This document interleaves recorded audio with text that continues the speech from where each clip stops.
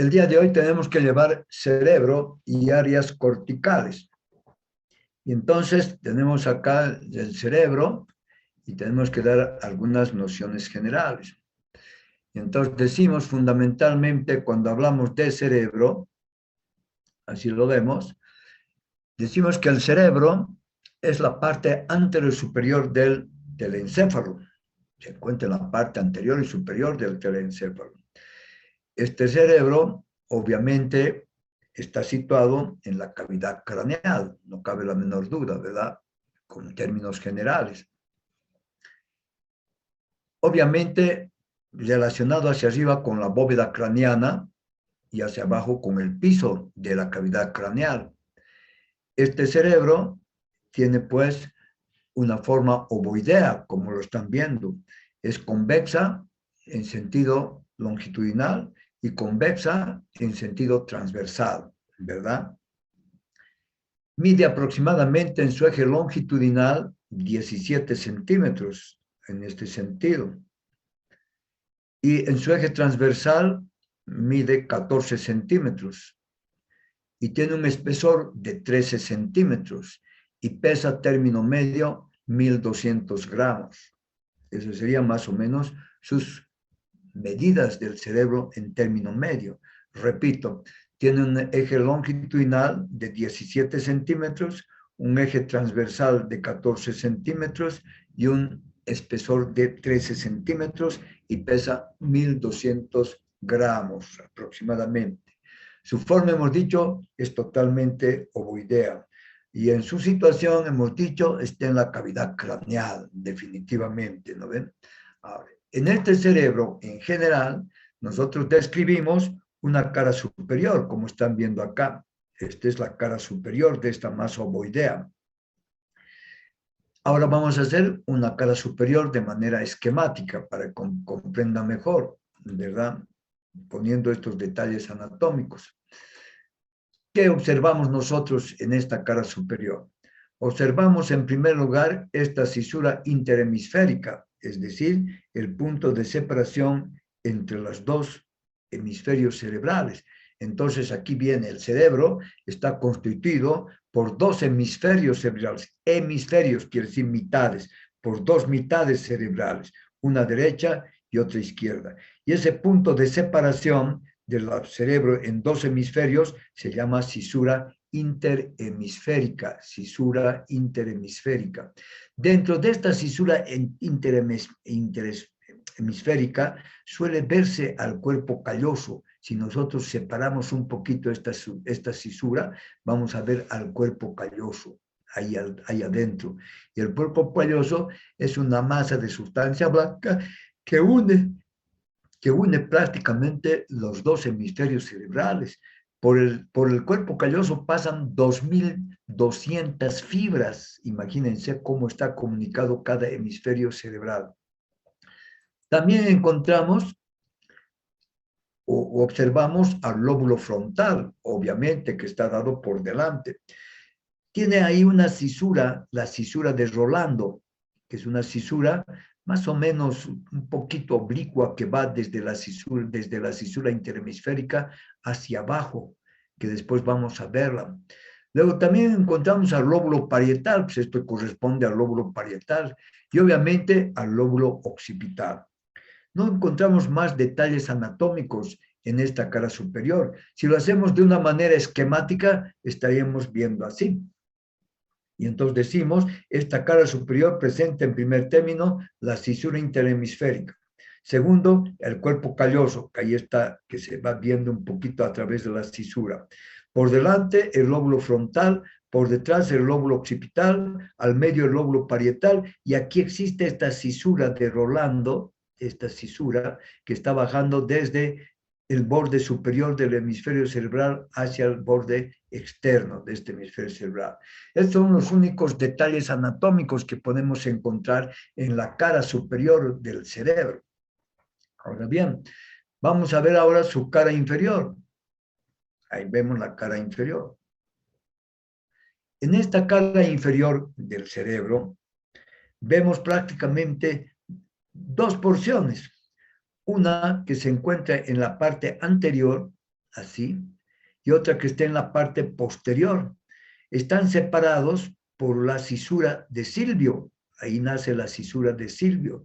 Esta cisura de Silvio nace más o menos a la altura del orificio perforado anterior, que se encuentra a este nivel, y de aquí se extiende ligeramente en forma transversal, pero con concavidad dirigida hacia atrás, la cisura de Silvio. Esta cisura de Silvio es el punto de separación de este lóbulo frontal con el lóbulo temporo-occipital. Este trayecto de la cisura de Silvio se llama valle silviano, valle silviano. Y ahora, volviendo a la cara inferior, entonces decimos, por delante está representado por la porción orbitaria del lóbulo frontal, aquí, que es ligeramente plano. Y hacia atrás está representado por el lóbulo temporo-occipital, que viene así en este sentido. Este lóbulo temporo-occipital es ligeramente cóncavo, que en su parte anterior se aloja en el compartimiento medio del piso del cráneo, y hacia atrás se está alojando, está en relación con la tienda del cerebelo, por eso está aquí el cerebelo. La tienda del cerebelo es una membranita que separa la cara superior del cerebelo, que ya han llevado, con el resto del lóbulo parietal y occipital. Ahí con eso se relaciona fundamentalmente. Si ven ustedes, de toda esta cara, una cuarta parte anterior está representado por el lóbulo frontal y los 3/4 posteriores por el lóbulo temporo-occipital. Además, encontramos en esta cara inferior, a nivel de la cisura intermedia, formaciones interhemisféricas. No es solamente un espacio, sino hay formaciones interhemisféricas. Y entre estas formaciones interhemisféricas encontramos en primer término, pues, el cuerpo calloso que ya hemos visto, ¿no ve? Se mete ahí, encimita está el cuerpo calloso. Y este cuerpo calloso es una masa de sustancia blanca que tiene 7 centímetros de longitud y en su parte anterior se denomina rodilla y en su parte posterior se denomina rodete. Luego, detrás de este cuerpo calloso se encuentra el quiasma óptico. Ahí estamos viendo el quiasma óptico. Es otra lámina de sustancia blanca que tiene una forma ligeramente cuadrilátera, que por delante, en sus 2 ángulos anteriores, penetra el nervio óptico. Ahí está cortado el nervio óptico. Luego, hacia atrás, por sus 2 ángulos superiores, salen las cintillas ópticas. Las cintillas ópticas. Su borde anterior de esta lámina, de este quiasma óptico, está en relación, pues, con el pico del cuerpo calloso. Y su borde posterior, como ven ustedes, está en relación con el tuber cinereum, definitivamente, ¿verdad? Seguimos encontrando hacia atrás el tallo pituitario, viene a este nivel. Es una pequeña formación cónica que sale del tuber cinereum, tiene apenas 5 milímetros de longitud, penetra la tienda de la hipófisis y va a unirse con la glándula hipoficiaria. Luego encontramos el tuber cinereum, que es un pequeño solevantamiento que está inmediatamente por detrás del quiasma óptico y por delante de estos cuerpos mamilares o tubérculos mamilares. Luego encontramos a los cuerpos mamilares, que son 2 formaciones casi ligeramente redondeadas, que están situados por detrás del tuber cinereum y por delante del espacio perforado posterior. Esta pequeña cosita es el espacio perforado posterior.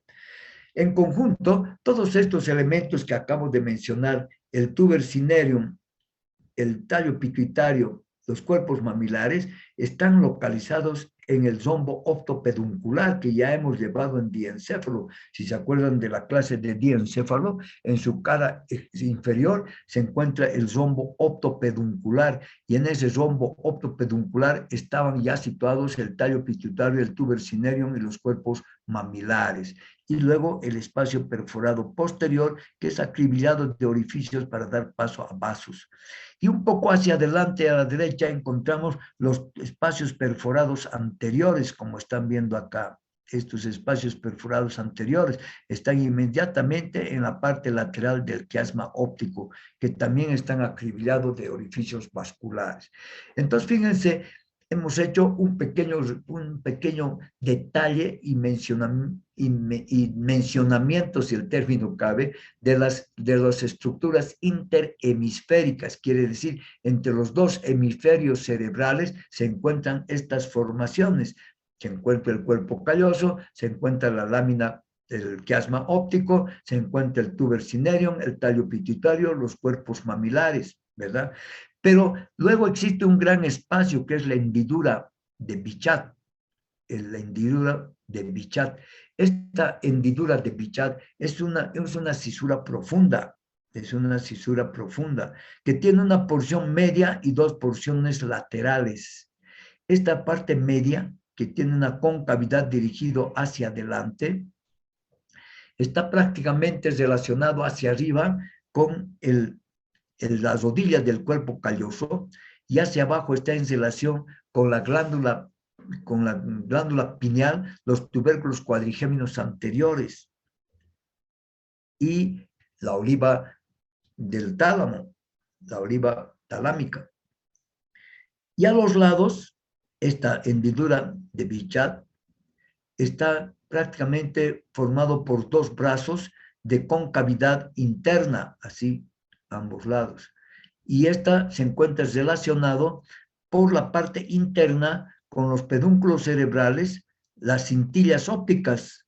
Ahí están los pedúnculos cerebrales y las cintillas ópticas. Y hacia afuera está en relación con la quinta circunvolución temporal, o se llama también circunvolución parahipocámpica. Ahí está relacionado. Esta parte media de la hendidura de Bichat está en estado fresco, cubierto por la tela coroidea de los ventrículos del tercer ventrículo, y sus partes laterales se encuentran cubiertas por la tela coroidea de los ventrículos laterales. No encontramos más detalles anatómicos. Repito otra vez, la cara inferior del cerebro presenta una parte anterior plana y una parte posterior cóncava, divididos por la cisura de Silvio. La parte anterior corresponde a la porción orbitaria del lóbulo frontal. La parte posterior corresponde fundamentalmente al lóbulo temporo-occipital. ¿Verdad? Listo. En su parte media, en la cisura interhemisférica, existen formaciones, estructuras interhemisféricas que hemos mencionado: al cuerpo calloso, al quiasma óptico, al tallo pituitario, al tuber cinereum, a la glándula hipoficiaria, a los tubérculos mamilares, que están situados en el rombo optopeduncular que representa el piso o la cara externa del piso del diencéfalo, ¿verdad? Y luego se encuentra la hendidura de Bichat, que es una fisura profunda, hemos dicho, con una parte media y dos partes laterales. Su parte media hacia arriba relacionado con las rodillas del cuerpo calloso, y hacia abajo por la glándula pineal, los tubérculos cuadrigéminos anteriores y la parte pulvinar del tálamo. Y sus brazos laterales están relacionados hacia adentro con el pedúnculos cerebrales y las cintillas ópticas, y hacia afuera por la quinta circunvolución del temporal.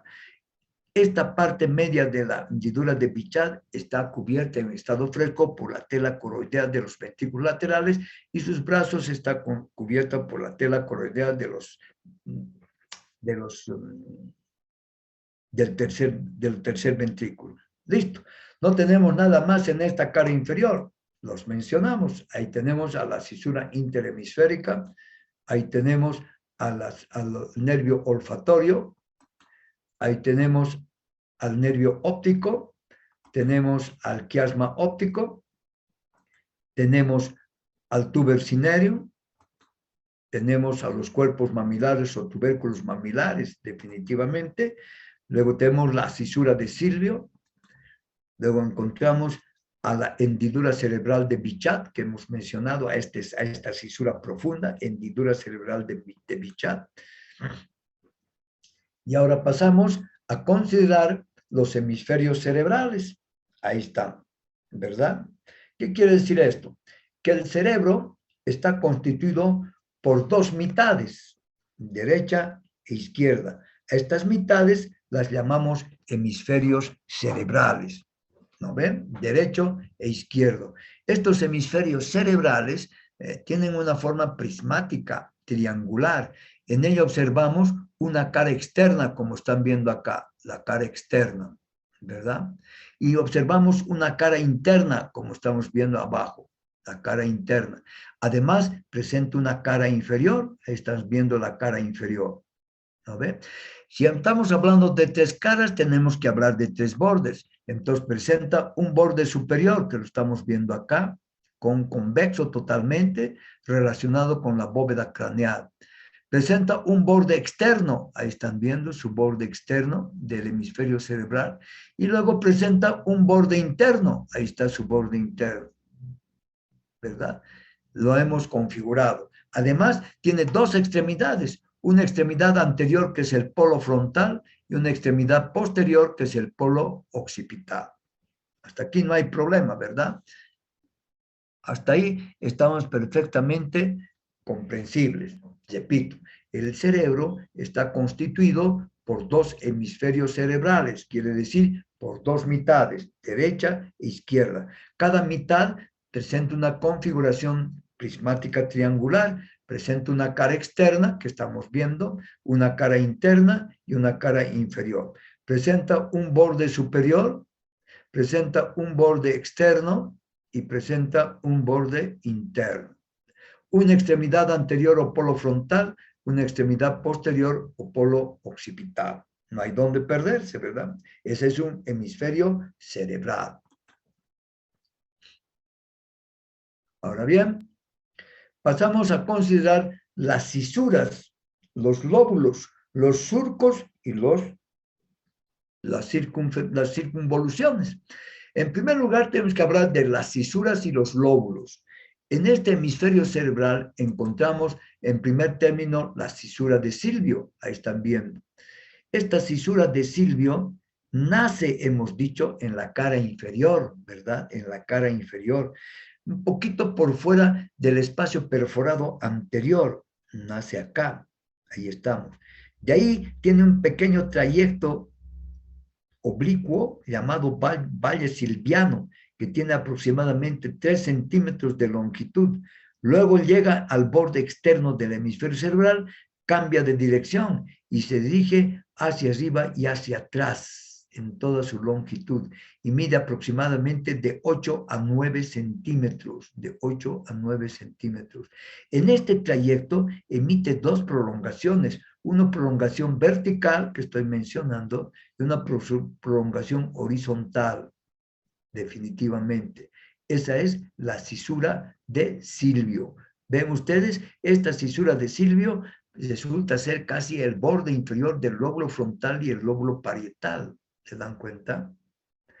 Luego tenemos otra cisura, la cisura de Rolando, que le llaman así, ¿verdad? Esta cisura de Rolando es otra ranura que se extiende desde el borde superior del hemisferio, cae oblicuamente hacia la parte inferior hasta llegar a topar con la cisura de Silvio.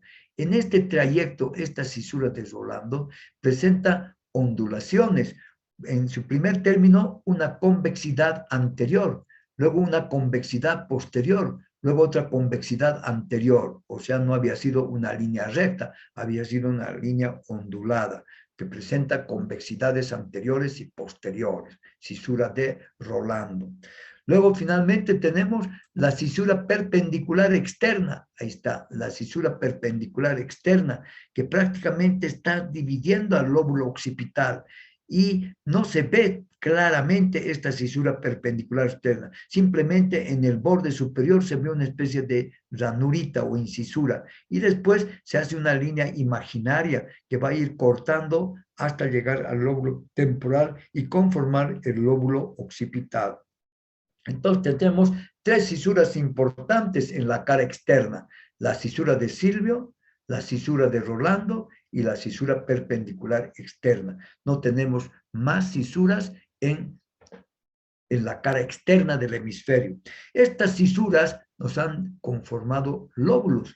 En este caso, el lóbulo frontal, que está pintado de rojo, el lóbulo parietal, que está pintado de azul, el lóbulo temporal, que está pintado de naranja, y el lóbulo occipital. Entonces las cisuras hacen que se formen en el hemisferio cerebral los lóbulos frontal, parietal, temporal y occipital.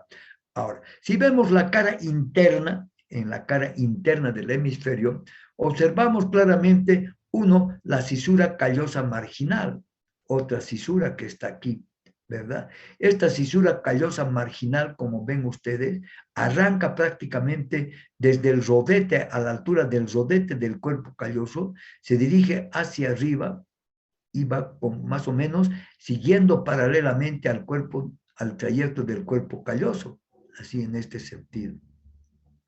En este trayecto va a haber algunos pequeños surcos, uno anterior y otro posterior, que después lo vamos a ver. Acá lo más importante es que la cisura del cuerpo calloso, cisura callosa marginal, está más o menos contorneando la configuración del cuerpo calloso, ¿no ve?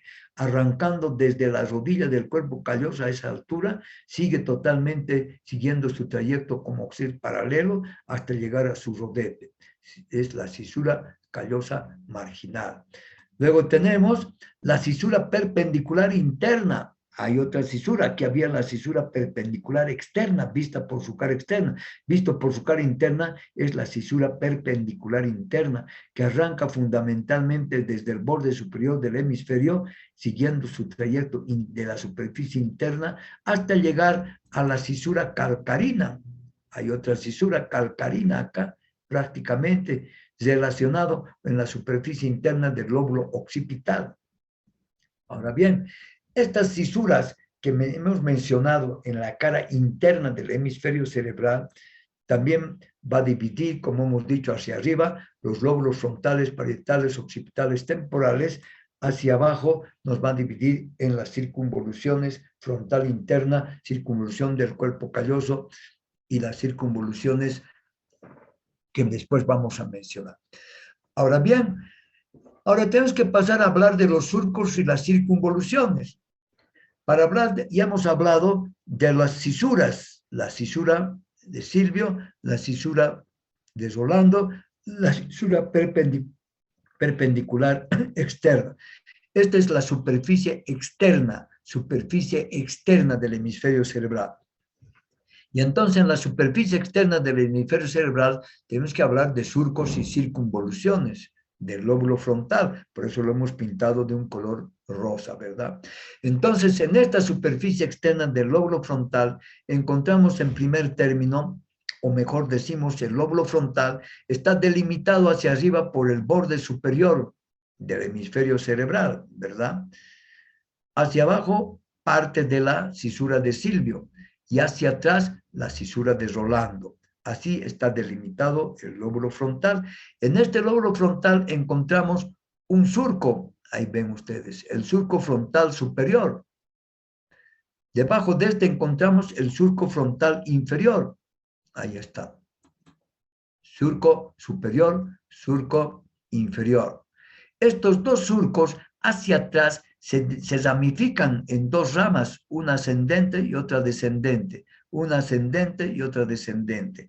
Esta ramificación va a dar lugar al origen o la formación de la circunvolución frontal ascendente. Aquí está, esta es la circunvolución frontal ascendente, ¿verdad? Que está entonces delimitado por delante por la bifurcación del surco frontal superior y el surco frontal inferior, y hacia atrás por la cisura de Rolando. A este pequeño segmento se llama la circunvolución frontal ascendente. Ahora, entre estos surcos frontal superior e inferior se encuentran las circunvoluciones frontal 1, la circunvolución frontal 2 y la circunvolución frontal 3. No se olviden que en esta circunvolución frontal 3, en la cisura de Silvio, habíamos hablado que cuando entra hacia la superficie externa, salta un surco vertical y un surco horizontal. Este surco vertical y surco horizontal están formando por delante una cabeza, en su parte media el cabo y en su parte posterior el pie. Y tiene algo de relación con la circunvolución frontal 3. Ahí está, la circunvolución frontal 3. Y entonces decimos, el lóbulo frontal, vista por su cara externa, tiene 4 circunvoluciones, ¿no ve? La circunvolución frontal 1, la circunvolución frontal 2, la circunvolución frontal 3 y la circunvolución frontal ascendente. ¿Sí? Hasta aquí no hay ninguna duda. Ahora, pasamos a hablar del lóbulo parietal. Otra vez, en el lóbulo parietal, en su superficie externa, tenemos que hablar de surcos y circunvolución. En este lóbulo parietal, que se encuentra delimitado por delante por la cisura de Rolando, por detrás la cisura perpendicular externa y hacia abajo la cisura de Silvio con su prolongación en línea punteada hasta cortar con el lóbulo occipital. Este es el lóbulo parietal. Este lóbulo parietal presenta en su parte posterior, detrás de la cisura de Rolando, un surco que arranca del ángulo que está entre el lóbulo frontal con el lóbulo temporal. Desde ahí arranca por encima de la cisura de Silvio, se dirige paralela a la cisura de Rolando, hacia arriba y hacia atrás. Y luego tiene un trayecto casi horizontal para dirigirse hacia atrás. En este pequeño trayecto de dirección o casi horizontal se forma la incisura de Jensen. Incisura de Jensen.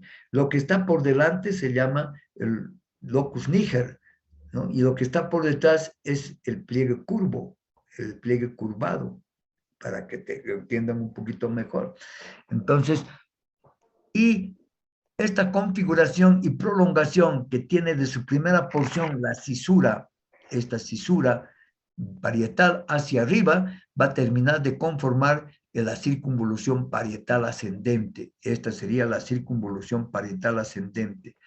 Y hacia el trayecto casi horizontal de este surco parietal, forma la circunvolución parietal 1 y por debajo la circunvolución parietal 2, que por detrás se llama pliegue curvo y por delante es una zona del gyrus. De tal manera que nosotros encontramos en el lóbulo parietal 3 circunvoluciones. La circunvolución parietal ascendente, la circunvolución parietal 1 y la circunvolución parietal 2. Ahí está. Todo marcado por este surco intraparietal, ¿verdad? Y la incisura de Jensen, que ha cortado un poquito en su trayecto. Muy bien, pasamos ahora a considerar el lóbulo temporal. Ahí tiene. El lóbulo temporal es este, que está delimitado hacia arriba por la cisura de Silvio, hacia abajo el borde externo, hacia atrás la cisura perpendicular externa, ¿verdad? Y hacia adelante el polo anterior del lóbulo temporal.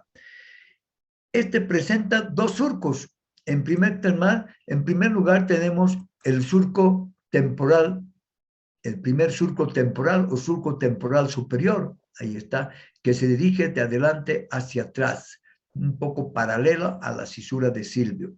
Luego tenemos el segundo surco temporal, ahí está, segundo surco temporal. Estos surcos temporales van a dividir, obviamente, este lóbulo en circunvoluciones. Y entonces tenemos la circunvolución temporal 1, circunvolución temporal 2, circunvolución temporal 3. La circunvolución temporal 1 está entre la cisura de Silvio y está en el primer surco temporal. La circunvolución temporal 2 entre los 2 surcos temporales, ¿verdad? El primer surco temporal y el segundo surco temporal. Y la circunvolución temporal 3 está por debajo de la circunvolución temporal 2 y su borde externo del lóbulo temporal. 3 circunvoluciones entonces tiene el lóbulo temporal. Y finalmente tenemos al lóbulo occipital. Ahí tienen ustedes. El lóbulo occipital es la parte del polo posterior del hemisferio cerebral, delimitado hacia adelante por la cisura perpendicular externa y hacia atrás el polo occipital, que es más delgado, ¿verdad? Aquí encontramos el surco occipital superior, ahí tienen, y luego el surco occipital inferior. Estos dos surcos occipitales superior e inferior van a formar 3 circunvoluciones en el lóbulo occipital. Ahí tienen. La circunvolución occipital 1, la circunvolución occipital 2 y la circunvolución occipital 3, ¿verdad?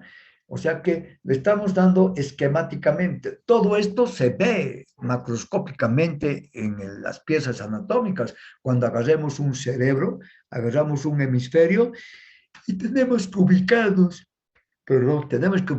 perfectamente para delimitar muy bien el lóbulo frontal, delimitar muy bien el lóbulo parietal, delimitar muy bien al lóbulo temporal y delimitar muy bien al lóbulo occipital.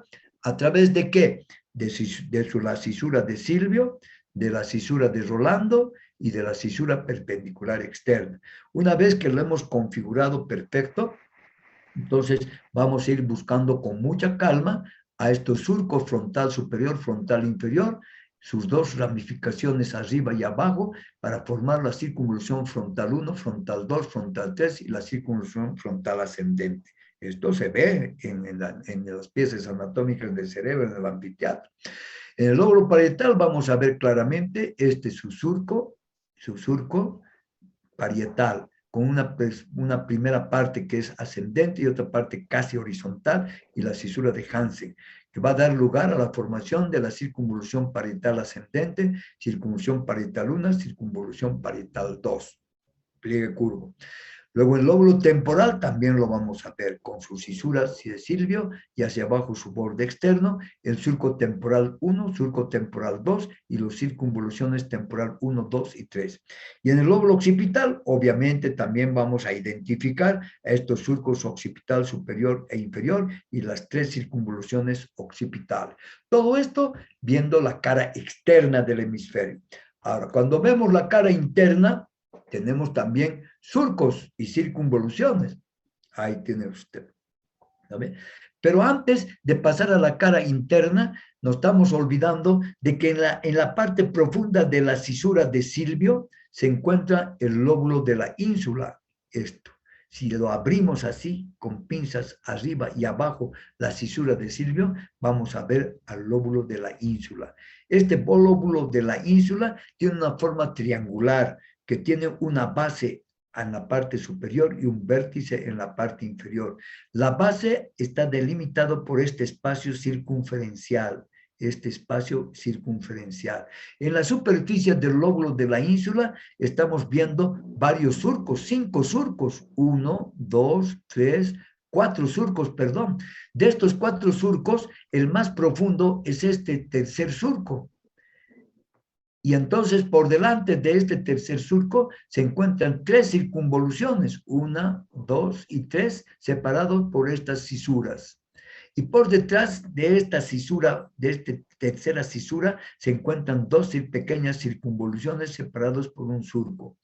Este es el lóbulo de la ínsula, situado ¿dónde? En la parte interna de la cisura de Silvio. ¿Ok? Ahora, lo que les decía, en la cara interna del hemisferio cerebral también encontramos cisuras y encontramos surcos, ¿no ve? Como en la cara externa. Y entonces tenemos en primer lugar la cisura callosa marginal. Aquí está la cisura callosa marginal. Todo esto.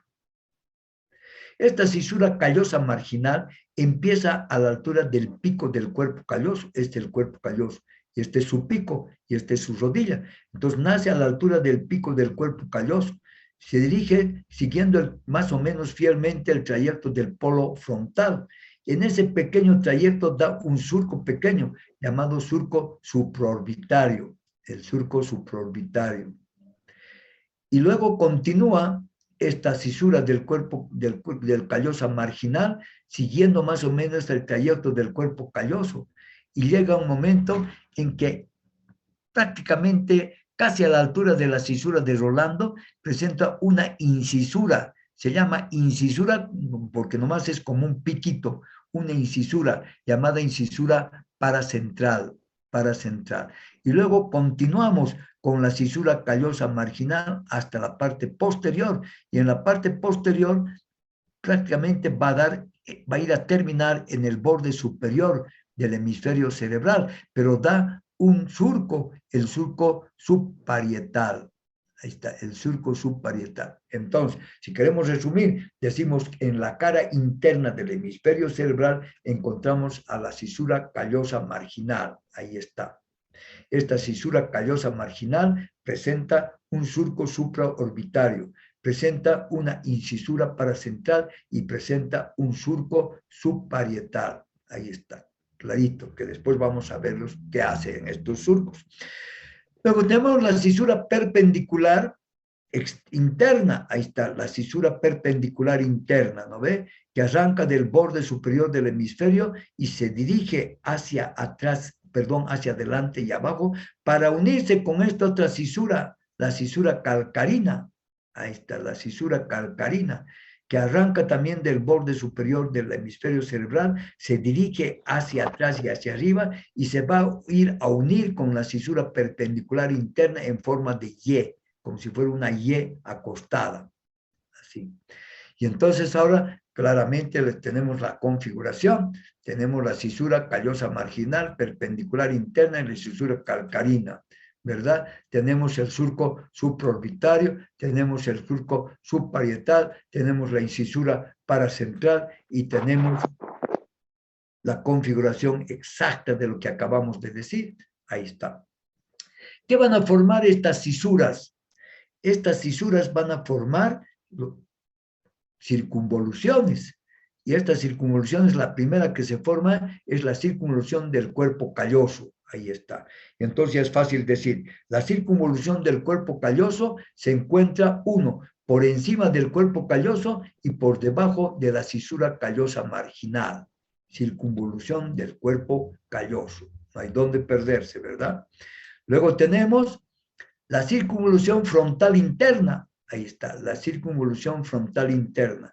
Está inmediatamente entre el borde superior del hemisferio cerebral y la circunvolución callosa marginal. Ahí está, ¿no ven? Circunvolución frontal interna. Luego tenemos lobulillos. El lobulillo paracentral, ahí tienen un lobulillo paracentral, que está entre quienes se encuentra entre la cisura paracentral por delante y por detrás que tenemos la terminación de la cisura callosa marginal. Así la ha delimitado a este espacio llamado lobulillo paracentral. Luego tenemos el lobulillo cuadrado. Ahí está un lobulillo cuadrado. Entonces, ¿quiénes está? Está entre la terminación de la cisura callosa marginal y por delante la cisura perpendicular interna, hacia atrás la cisura o el surco subparietal y hacia adelante el borde superior del hemisferio cerebral. A este espacio llamamos lobulillo cuadrilátero. Finalmente tenemos el lobulillo cúneo o la cuña. Ahí está, el lobulillo cúneo o la cuña. ¿Cómo está delimitado? Hacia arriba por la cisura perpendicular interna, hacia abajo la cisura calcarina y por detrás el borde superior del hemisferio cerebral. Bien, si se han dado cuenta, hemos dicho primeramente, hemos hablado de las cisuras, hemos hablado de los surcos, las mismas que dan origen a la circunvolución del cuerpo calloso, a la circunvolución frontal interna, al lobulillo paracentral, al lobulillo cuadrado y al lobulillo cúneo o cuña, ¿verdad? Entonces, primeramente hemos ido mencionándoles a las cisuras, luego a sus surcos, y estas han dado origen a la formación de las circunvoluciones del cuerpo calloso, frontal interna, el lobulillo paracentral, el lobulillo cuadrado y el lobulillo cúneo o cuña. Esto en la cara interna del hemisferio, en la cara interna del hemisferio. En la cara externa ya hemos visto, ¿verdad? Hasta aquí no hay duda. Por eso estamos yendo con mucha calmita, dibujándolo perfectamente para que se den cuenta. Esto que les estoy mostrando y enseñando se ve en la práctica, jóvenes. En la práctica, cuando se haga un corte y se vea la cara interna del hemisferio cerebral, perfectamente van a identificar estos detalles anatómicos que estamos hablando, porque son macroscópicos, se ven. Se ven. Luego pasamos a considerar ahora la cara inferior. Ahí tienen. la cara inferior del hemisferio cerebral.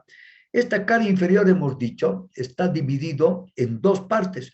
Una parte anterior por la cisura de Silvio. Ahí está, la cisura de Silvio. Esta cisura de Silvio, hemos dicho, nace a la altura más o menos de este pequeño espacio perforado anterior, estoy señalando.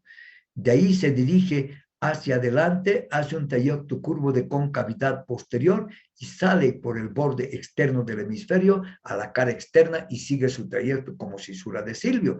Este pequeño trayecto, hemos dicho, tiene una longitud casi de 3 centímetros, se llama valle silviano. Por delante de esta cisura de Silvio se encuentra una superficie plana que corresponde a la porción orbitaria del lóbulo frontal, hemos dicho, ¿verdad? Y acá estamos viendo, en primer lugar, tres surcos. En primero, tenemos la cisura interhemisférica, que ya hemos mencionado. Luego tenemos el surco orbitario interno. Luego tenemos el surco orbitario externo. Y entre los dos se encuentra el surco orbitario medio o surco en H. Ahí están viendo, ¿verdad? No hay dónde perder. Ahí está. Lóbulo orbitario, ahí están sus circunvoluciones que vamos a mencionarlo, el surco orbitario interno y externo, el surco en H, y forma 3 circunvoluciones. Uno, la circunvolución orbitaria interna, circunvolución orbitaria media y circunvolución orbitaria externa. ¿Dónde? En el lóbulo orbitario del lóbulo frontal, en su cara inferior. No hay dónde perderse, ¿no ve? No hay dudas, por eso estamos yendo con mucha calmita. Luego, por detrás de esta cisura de Silvio, se encuentra el lóbulo temporo-occipital. Todito esto. Tiene una superficie cóncava, ¿verdad? La parte anterior se relaciona con el piso medio diríamos, con la fosa media del piso del cráneo. Y la parte posterior está en relación con la tienda del cerebelo, porque el cerebelo es el primero que se va a colocar antes de relacionarse con la parte ósea, ¿verdad? Este lóbulo temporo-occipital, así le llamamos, está detrás de la cisura de Silvio, y en ella encontramos 2 surcos. Ahí tenemos uno, el surco colateral, o surco temporo-occipital interno, si quieren. Luego encontramos, ahí vamos a mencionarlos, el surco colateral, y el otro, el surco temporo-occipital externo, ¿verdad? Este se llama surco temporo-occipital interno colateral. Este surco temporo-occipital externo, ¿sí? No hay duda ahí. Y adentro tenemos una cisura, llamada cisura del hipocampo. Esta es la cisura del hipocampo, es mucho más profunda todavía. Esta cisura del hipocampo, prácticamente hacia adentro, está en relación, ven ustedes, con los pedúnculos cerebrales, las cintillas ópticas, y hacia afuera está en relación con la quinta circunvolución temporal, que le llamamos a esta, quinta circunvolución temporal o segunda temporo-occipital, ¿verdad? Estos surcos que acabamos de mencionar en este lóbulo temporo-occipital van a dividir esta cara inferior en 2 circunvoluciones fundamentales. Uno que es la circunvolución temporal interna o segunda temporo-occipital, si agarramos ese término así, que por delante termina en el uncus o el gancho de la quinta circunvolución temporal, en el cual se encuentra el núcleo amigdalino. Ahí está, el gancho o uncus, ¿verdad? Ahí está, gancho o uncus. Luego, se encuentra en su parte posterior, está relacionado hacia adentro por la cisura parahipocámpica. A esta quinta circunvolución temporal o segunda temporo-occipital también se le denomina circunvolución parahipocámpica, a todo este sector. Ahora bien, hemos mencionado que existe la circunvolución, la primera temporo-occipital, la segunda temporo-occipital, y obviamente ha dividido a la cara o al lóbulo temporo-occipital en esas 2 circunvoluciones. Ahora, no tenemos dejar de lado el lóbulo límbico de Broca. ¿No ven? El lóbulo límbico de Broca. ¿Qué significa esto? Que aparte la unión de circunvoluciones van a formar un lóbulo límbico de Broca que tiene relación con el problema de la memoria. Y entonces este lóbulo límbico de Broca está constituido por la circunvolución del cuerpo calloso. Ahí está, circunvolución del cuerpo calloso. Y por la circunvolución parahipocámpica. Ahora aquí viene la pregunta. ¿Dónde está la circunvolución parahipocámpica? La circunvolución parahipocámpica era la quinta circunvolución temporal. Voy a volver una diapositiva atrás.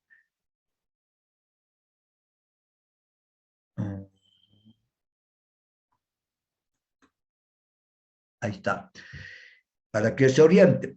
En esta diapositiva hemos mencionado a esta como si fuera la quinta circunvolución temporo-occipital, esta. A esta también hemos dicho, se llama circunvolución parahipocámpica, que adelante termina en el uncus o el gancho, donde está el núcleo amigdalino, ¿ok? Ahora, pasamos a la otra para que no se confunda. Entonces, el lóbulo límbico de Broca está constituido en primer lugar por la circunvolución del cuerpo calloso. Ahí está, circunvolución del cuerpo calloso. Y la circunvolución parahipocámpica. Ahí está, circunvolución parahipocámpica, que era la quinta circunvolución temporal o la temporo-occipital. Si lo unimos los dos, ven ustedes que ha formado prácticamente una especie de gancho que totalmente rodea al cuerpo calloso. A esto se llama lóbulo límbico de Broca, que tiene mucha relación con la memoria. Ahora bien, aparte de esto existen las formaciones del lóbulo intralímbico, que consideran que es algo atrófico, pero existe. Y en esa circunvolución intralímbica, a muchos llaman el lóbulo intralímbico, otros lóbulo límbico. El lóbulo límbico es esto, y el intralímbico, que está dado por formaciones atróficas, dice. ¿Dónde comienza? Comienza a nivel de la cintilla diagonal. Aquí se encuentra la cintilla diagonal, esta. Si sigue la cintilla diagonal hacia los pedúnculos del cuerpo calloso. Estos son los pedúnculos del cuerpo calloso. Vamos a ver si lo tengo limpiado. Ahí está. La cintilla diagonal que nace de la cintilla de Giacomini. Esta es la cintilla de Giacomini. Luego sigue la cintilla diagonal. Luego sigue los pedúnculos del cuerpo calloso. Después de los pedúnculos del cuerpo calloso vienen el indicium gricium, es el indicium gricium. Este indicium gricium está constituido por 4 cordones, 2 cordones laterales que forman la tenia tectae y los 2 cordones mediales, los nervios de Lancisi. Así constituye el indicium gricium. Este indicium gricium que se dirige hacia atrás se continúa con la fasciola cinerea. Esta ya es la fasciola cinerea. Y la fasciola cinerea se continúa con el cuerpo abollonado. Y este cuerpo abollonado también recibe el nombre de gyrus dentalis. Gyrus dentalis. Y este gyrus dentalis finalmente va a ir a hacer conexión con la cintilla de Giacomini. Así han contorneado completamente a ese lóbulo límbico de Broca y a este lóbulo, se puede decir el lóbulo intralímbico de Broca tendría que ser este. Este es el primero lóbulo límbico de Broca, ¿no ve? Circunvolución del cuerpo calloso, circunvolución parahipocámpica. Y el lóbulo intralímbico de Broca está adentro, que consideran con estructuras atróficas, que son, que hemos dicho, la cintilla longitudinal, los pedúnculos del cuerpo calloso, el indicium gricium, la fasciola cinerea, el gyrus dentalis y la cintilla de Giacomini. Constituyen el lóbulo intralímbico. El lóbulo intralímbico. Perfecto. Muy bien, jóvenes, hasta aquí creo que ya los tengo mareados, ¿no? Pero van a recuperar, no se preocupen. Ahora tenemos que considerar la corteza cerebral y las localizaciones corticales. ¿No ven? Ahí vemos. La corteza cerebral, desde el punto de vista filogenético, es la parte de mayor evolución del hombre. No diremos del hombre, del ser humano, diremos, porque no van a ser machistas. Entonces, la corteza cerebral es filogenéticamente hablando la parte más evolucionada del ser humano. Prácticamente tiene relación con la inteligencia, con la memoria, con el pensamiento, con el sentimiento, ¿verdad? Que nos diferencia de los animales, de otros seres vivos, ¿verdad? Entonces decimos la corteza cerebral, filogenéticamente hablando, es la parte más desarrollada y evolucionada del ser humano, relacionado con la inteligencia, relacionado con la memoria, con la atención, el pensamiento. Esta corteza cerebral, pues, ¿qué les puedo decir? En su extensión tiene 2.200 centímetros cuadrados. 2.200 centímetros cuadrados.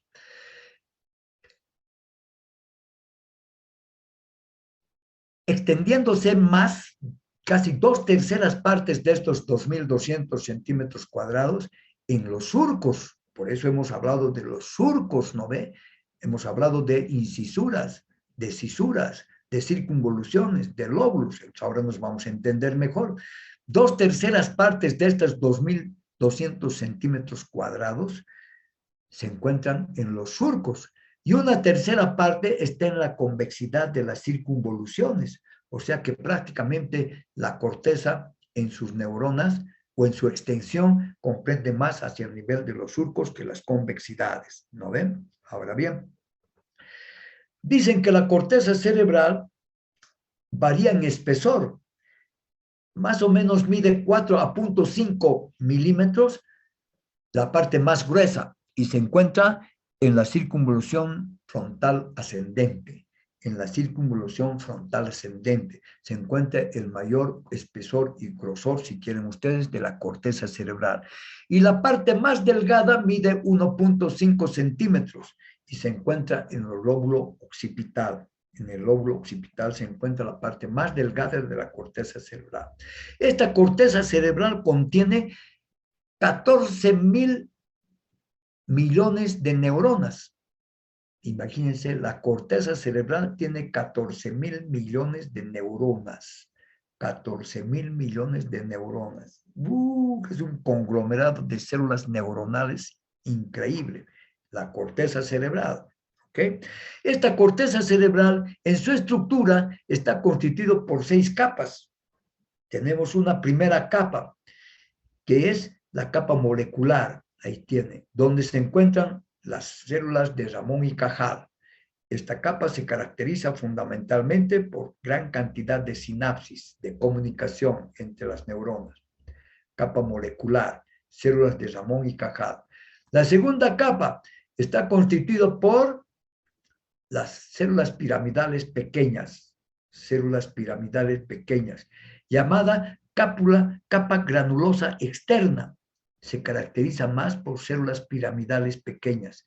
La segunda capa, ahí tienen, es la capa de las células piramidales medianas. También existen células piramidales.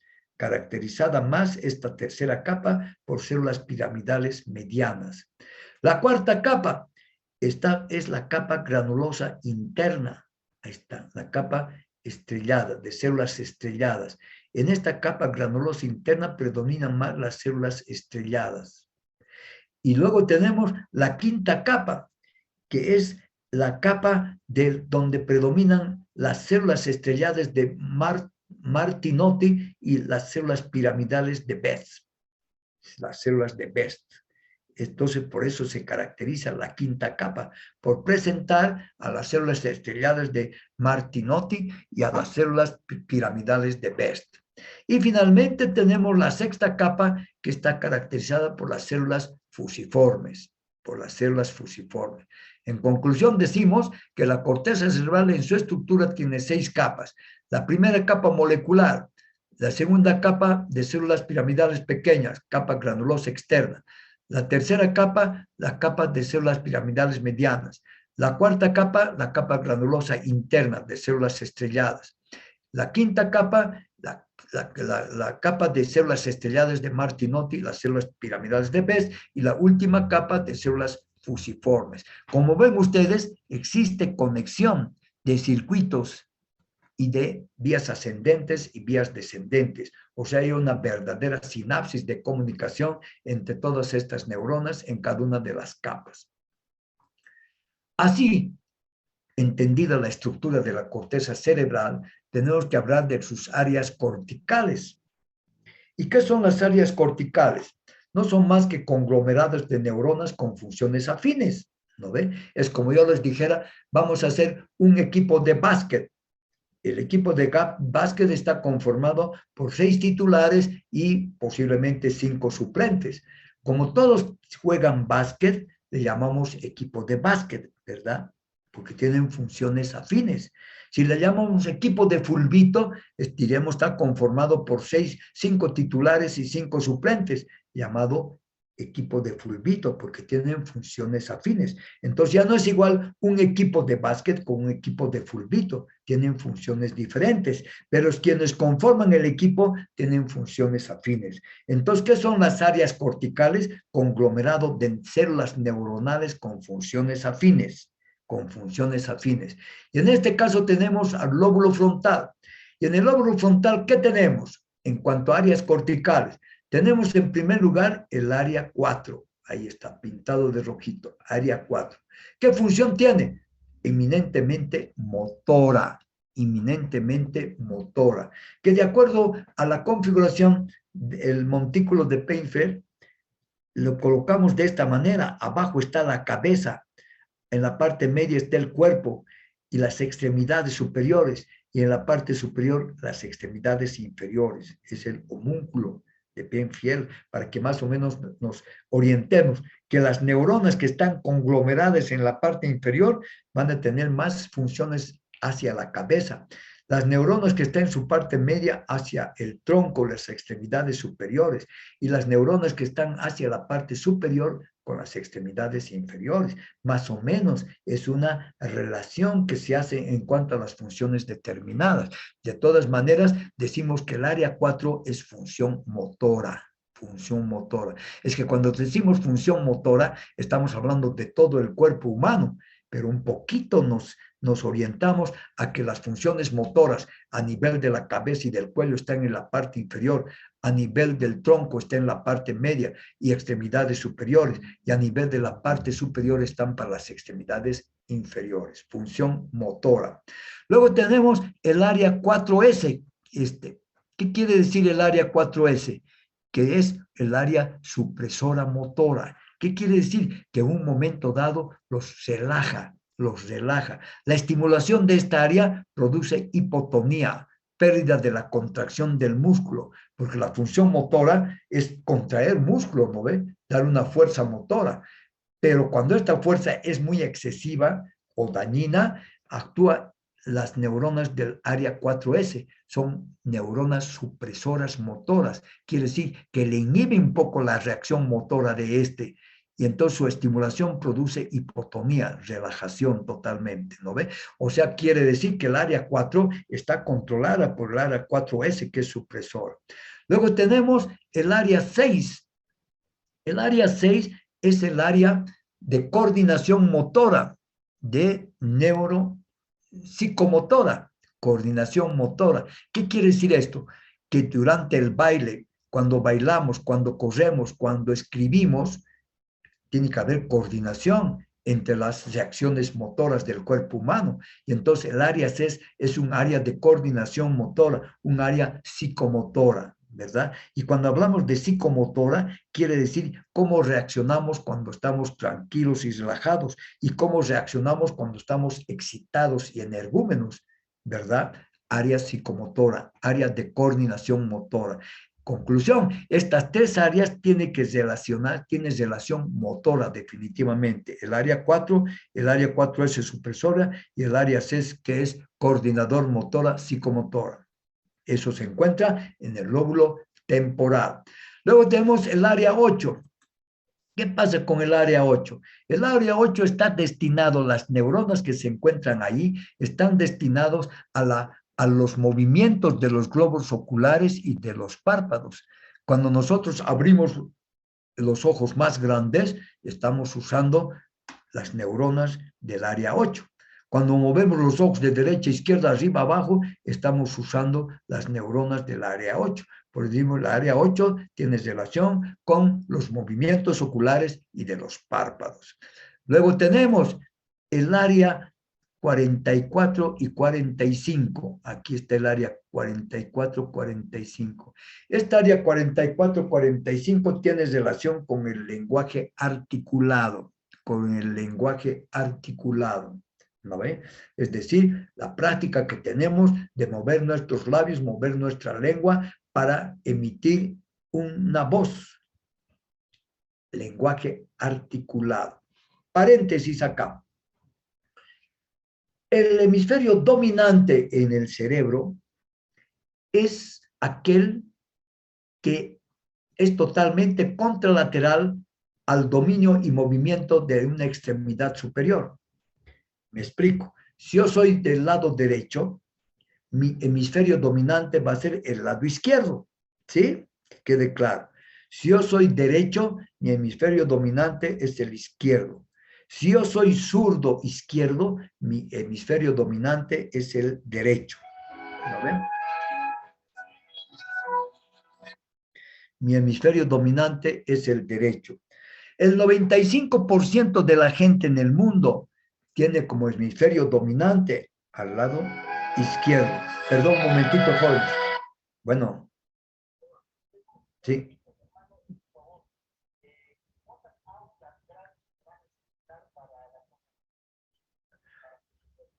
¿Qué te digo para el pre? No, primer semestre o no, pues va a depender para el preuniversitario será pues. Pero sí, pero va a depender pues de cuántos alumnos sean para dividir. Hemos dicho máximo por 60 alumnos por aula y si tenemos unos 120 serán 2 aulas nomás. Si tenemos más alumnos serán 3 aulas. Listo, sale. Entonces, seguimos. Les decía que el hemisferio dominante en el 95% de la población mundial es el hemisferio izquierdo, que es que hay muchos derechos, hay pocos izquierdos, pocos zurdos, y el 5% el hemisferio derecho. Ahora, ¿por qué les digo esto? Si el hemisferio, si el área 44-45 está relacionado con el lenguaje articulado, con el habla, esta área 445 dominante se va a encontrar en el hemisferio dominante. Si yo soy del lado derecho, mi área 44-45 de mi hemisferio izquierdo es el que va a dominar mi lenguaje. Que quede bien claro. Pero últimamente estudios nuevos han indicado que no es tan definido así de que el lenguaje articulado va a ser exclusivamente dominio del hemisferio dominante. Si yo soy derecho, será mi hemisferio del lado izquierdo. Si soy izquierdo, será mi hemisferio del lado derecho. No es tan así absoluto, sino que puede haber coordinación entre estas áreas del lenguaje articulado. ¿Por qué les digo esto? Porque, digamos, aparece un niño que tiene una malformación, porque se ha conformado mal la cisura de Silvio y lo ha partido en dos a esta área 4 y a esta área 45, y lo ha partido del lado izquierdo, en el lado derecho está sano. Y este chico es del lado derecho, maneja la derecha muy bien, y su hemisferio dominante de su lenguaje articulado va a estar en el hemisferio izquierdo, pero tiene una anomalía, por consiguiente no ha de poder hablar bien. Me pregunto otra vez, un niño generalmente hasta sus 3, 4 años no nos define si va a ser derecho o va a ser zurdo. Los papás dicen, oye, mijo, oye, maneja los 2 pies, patea con la derecha, patea con la izquierda. No está bien definido y tampoco habla muy bien. Entonces, aquí viene la cosa. Como el niño no ha definido todavía si va a ser derecho o va a ser izquierdo, ¿cuál de los 2 hemisferios va a dominar el lenguaje? Este ha sido el motivo del estudio, de que en ese momento los dos hemisferios están dominando el lenguaje articulado. Por eso el niño no habla muy claramente, no está todavía bien definido. Y cuando el niño se define de que va a ser zurdo, su hemisferio dominante va a ser el izquierdo. Y entonces ya el izquierdo dominará el lenguaje articulado. Si el niño va a ser del derecho, su hemisferio dominante va a ser el izquierdo y ya hablará mejor, definirá mejor su lenguaje. Entonces, ¿qué quiere decir esto? Que para nosotros los pediatras decimos, cuando el niño, la mamá consulta y dice, mi hijo no habla muy bien todavía, doctor, tiene 3, 4 años. Oye, ¿y cuál de sus extremidades maneja más, el derecho o el izquierdo? Maneja los dos. Obviamente no está definido todavía cuál va a ser el hemisferio dominante de su lenguaje. Cuando va a definir si va a ser derecho o izquierdo, va a definir mejor su lenguaje, va a definir mejor por el hemisferio dominante. No sé si me dejo entender, ¿ok? ¿Han entendido esta partecita? Sí, doctor.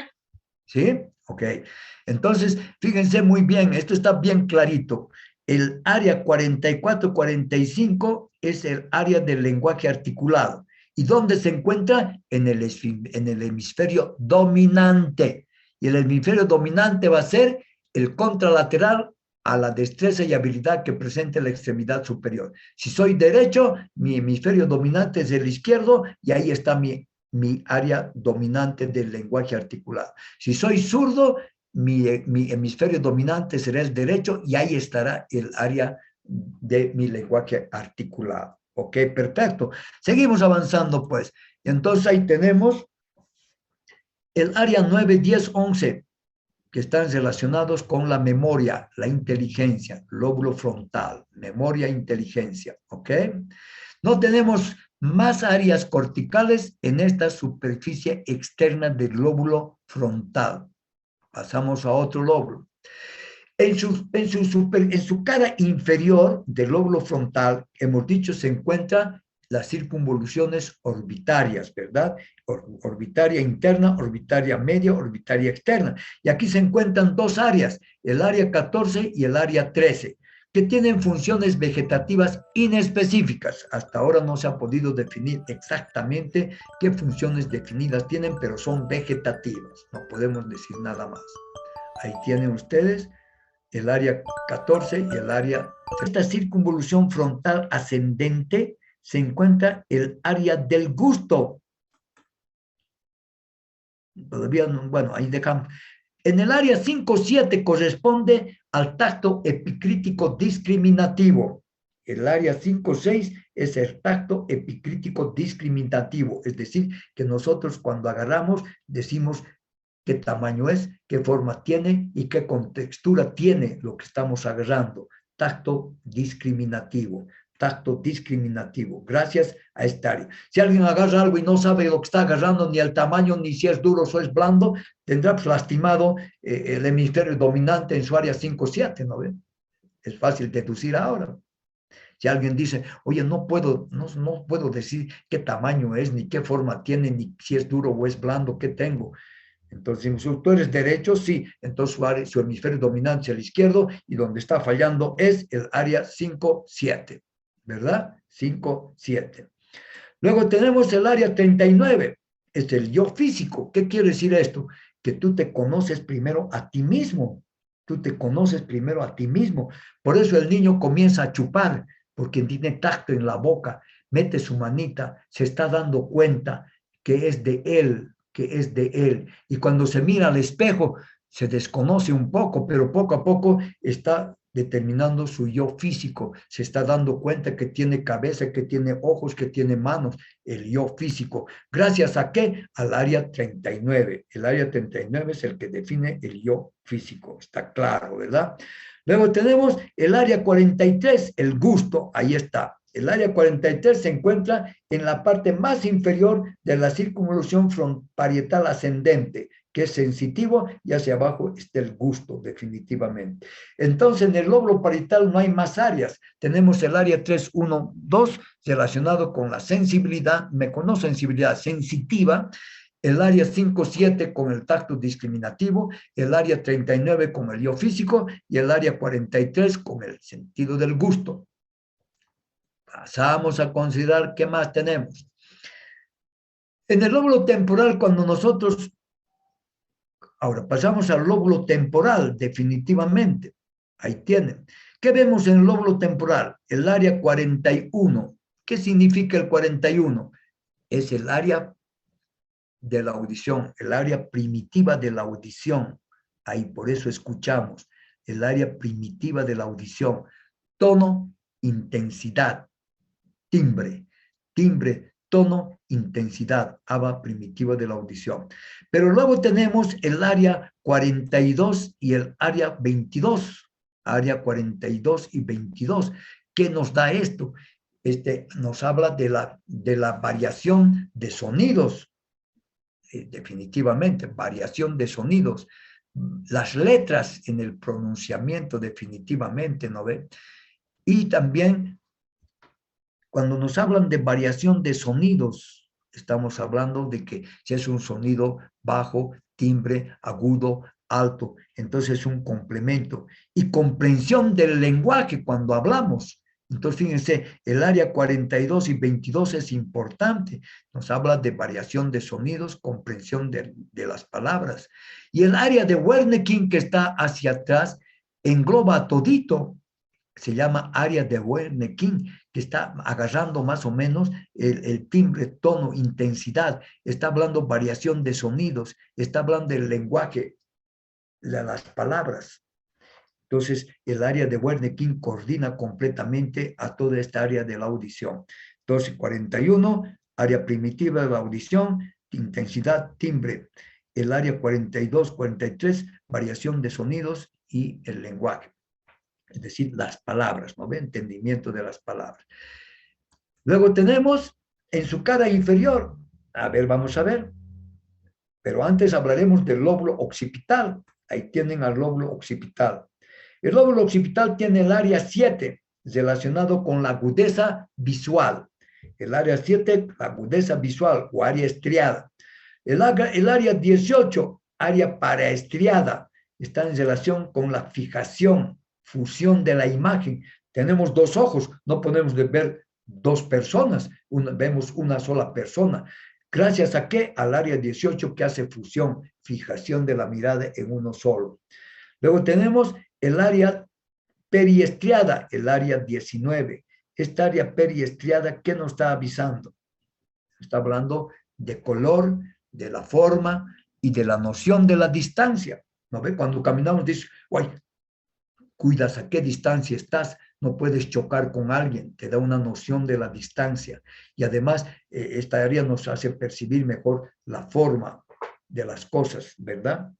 Entonces, el área 17, agudeza visual. Área 18, fijación. Y área 19, percepción de la distancia. Y además nos está hablando del color y la forma de las cosas. Eso es relacionado exclusivamente con la visión. Si hacemos otra vista, en este caso la cara inferior, o la cara interna, perdón. En la cara interna, ¿qué vemos? Estamos viendo el área 9, 10, 12, 11, que hemos dicho que en el lóbulo frontal está en relación con la memoria y la inteligencia, ¿no ve? No hay duda.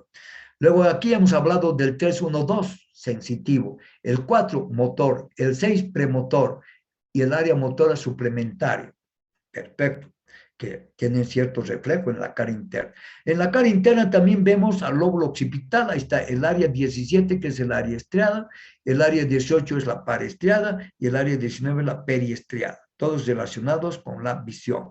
Pero aquí lo nuevo es que encontramos el área 34 y el área 28. ¿Dónde encontramos esto? Encontramos en el gancho, en el uncus. Ahí está, en el gancho o el uncus de la circunvolución parahipocámpica o la quinta circunvolución temporal. Tiene relación con reflejo olfativo. Tiene relación con el reflejo olfativo. Sentimos los olores y los olores que nos causan una respuesta. Por eso se llama reflejo olfativo. Cuando es agradable, nos acercamos. Cuando es repugnante, nos alejamos. Y a veces reaccionamos con ira también, ¿verdad? Entonces, el área 28-34 están relacionados con el reflejo olfativo. Creo muy bien, con esto creo que hemos terminado, jóvenes, ya los he enloquecido, creo, pero no es interesante. A mí me fascina prácticamente neuroanatomía, porque quien entiende neuroanatomía hasta donde humanamente es posible como médico, pues vamos a tener respuesta a muchas cosas. No se olviden que los médicos llevamos neurología, llevamos psiquiatría, llevamos psicología, llevamos psicopatología, prácticamente nos ubicamos para comprender mejor a nuestros enfermitos, a nuestros pacientes y mantener mejor nuestras relaciones paciente-enfermo y también doctor con los parientes. Por eso estudiamos dentro del contexto de la medicina, estudiamos psicología, estudiamos psicopatología, quiere decir alteraciones, estudiamos psiquiatría y estudiamos neurología y estudiamos neurocirugía. Prácticamente, imagínense ustedes, casi son 5 materias relacionadas con con el sistema nervioso central y con anatomía. Son 6 materias que estudian al sistema nervioso, ¿se dan cuenta? Ahorita, llevando neuroanatomía, estamos hablando solamente de la parte estructural, con un poquito de aplicación funcional. Cuando hablemos de psicología, veremos cómo reaccionan y cuáles son los parámetros normales del ser humano en cuanto a su respuesta y comportamiento. Cuando hablamos de psicopatología, hablamos de alteraciones de comportamiento del ser humano. Y cuando hablamos de psiquiatría ya estamos hablando de patologías totalmente definidas en la alteración del ser humano. Y cuando hablamos de neurología estamos hablando ya de enfermedades que tienen componente estructural y de neurocirugía de enfermedades que requieren la participación quirúrgica, ¿se dan cuenta? O sea que para entender mejor todas estas materias tenemos que tener esta materia básica, fundamental como cimiento, que es la neuroanatomía, que es lo que estamos avanzando ahora. Y esto no debemos olvidarnos, debemos tener siempre en la mente y leer las veces que sea necesario para comprender mejor lo que está ocurriendo con nuestros enfermitos. Pues. Muy bien, jóvenes, ¿alguna pregunta? Pregunten todo lo que quieran. Doctor, una pregunta. Buenos días. Dime. Las áreas de Broca que nos ha mencionado, Ajá. de todas las áreas, algunas no se han mencionado, pero tienen funciones también. Mira, lo que hemos mencionado ahorita son las áreas más importantes, las áreas principales. Existen un montón de áreas, jóvenes, montón de áreas. Y seguramente cada vez que se esté investigando, con los adelantos que tenemos ahora, están definiendo mejor ciertos sectores de la masa cerebral, la corteza cerebral particularmente, relacionado con un montón de funciones. Hay muchas áreas corticales, pero ustedes estamos formando los médicos generales, no estamos funcionando médicos especialistas, pues eso tenemos que entender muy bien. Cuando hablamos de cardiología, tenemos que enseñarles las enfermedades con las cuales se va a afrontar un médico general, no un especialista, ¿verdad? Porque imagínate, les voy a dar ahorita neuroanatomía como si ustedes van a ser neurólogos. No es así, ¿no ve? Simplemente estamos pensando como médico general. Y como médico general que vas a hacer tú al egresar, debes conocer estas áreas que son las más importantes relacionadas con el perfil profesional que vas a egresar. Cuando tú seas neurólogo, seas psiquiatra, o seas neuropsiquiatra, seguramente esto vas a profundizar hasta quedar loco con todas las áreas corticales y todos los adelantos que se están dando en la investigación de las neurociencias, ¿no? Otra pregunta.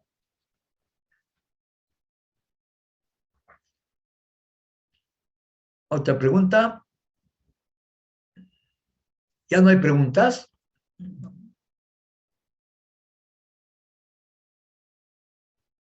Bueno, muy bien, jóvenes, les quedo muy agradecidos. Que sea hasta la próxima clase. Sigan descansando.